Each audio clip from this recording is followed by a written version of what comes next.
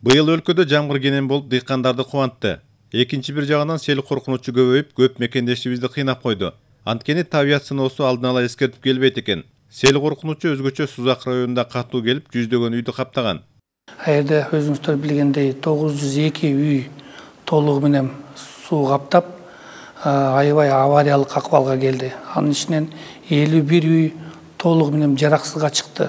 78 үй авариялык акыбалга келип, аларга бир нече акча бөлүндү. Болгону 3 үйүбүз камсыздандырылыптыр. Калгандары абсолютно элдер бейгам болгон. Эми азыр уже могу сел өткөндөн кийин эл аябай аракеттенип үйлөрүн камсыздандырып, ошо 600 сом, бир жылда 600 сом болгон акчаны төлөп, ошо бир жылга ошо страховой полисин алып жүрүшөт. Сузактын Барпы айыл өкмөтүндө үйүн камсыздандырып койгондордун бири Мирбек Тыныбековдун үй бүлөсү. Кырсык болуп сел үйүн каптап жашоого жараксыз акыбалга алып келген. Камсыздандыруунун акчасы мамлекет жардам катары берген акчага кошумча болуп, азыр аны кайрадан куруп жатат. Ошо камсыздандыруу страховкага өткөргөнбүз. Ошо өткөрүп, эл ишенбейт эле, биз Кудай кааласа эме кылып өткөрдүк эле. Камсыздандырууга жылына 650 сом ушундай төлөйбүз да.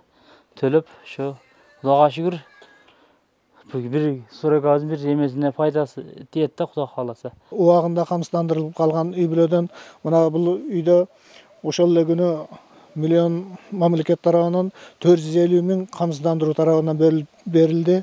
Азыр мына Миңөрөк айылында дагы бир Матиев Абдысадыр деген кишиге дагы бөлүнүп берүү алдында турат. Жакын арада 1-2 күндө бөлүнүп берилет ага дагы.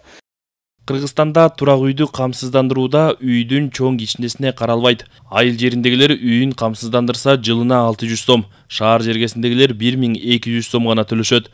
Турак жай кандайдыр бир табигый кырсыктын кесепетинен же башка себептерден жабыркачу болсо, мамлекет айыл жериндеги үйлөргө 500 миң сом, шаар жеринде болсо 1 миллион сом өлчөмүндө камсыздандыруу акысын төлөп берет. Турак жайды камсыздандыруу үчүн документтерди мамлекеттик камсыздандыруу компаниясынан же жергиликтүү почта бөлүмдөрүнө барып толтурсаңыз болот. Министрлер кабинети дагы табигый кырсыктардын кесепетин жоюп, чыгымын азайтуу боюнча жыйын өткөрдү. Анда мамлекет жарандардын үй мүлкүн камсыздандыруу маселесине маани берип, барган сайын жоопкерчиликтүү болгонго чакыра турганы айтылды. Менде эч качан кырсык болбойт деген ойдон биз алыс болушубуз керек. Кырсык күтүлбөс жерден бизди сөзсүз бир жерден күтүп алышы мүмкүн. Бул эми Алла Тааланын берген нерсеси болот. Оор кылдарга келгенде элибиз бизден мамлекеттен жардам сурайт экен. Бирок 2015-жылы мыйзам чыккан, мамлекет тарабынан жардам көрсөтүү деген жок азыркы заманда. Бул дүйнө жүзүлүк практика, ден соолук болобу, любой жакшы нерсе, любой башка нерсе болобу, бул только через страхование чечилет.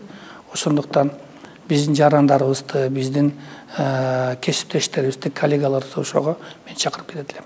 Чындап эле табияттын сыноосу алдын ала айттырып келбейт. Ар бир жаран камсыздандырууга маани берип, келечегин ойлой жүрсө, жардам катары кошумча каражаттын пайдасы гана тиймек. Тариел Чуңгулов, Рыскелди Көкүлбеков, Ала Тоо 24.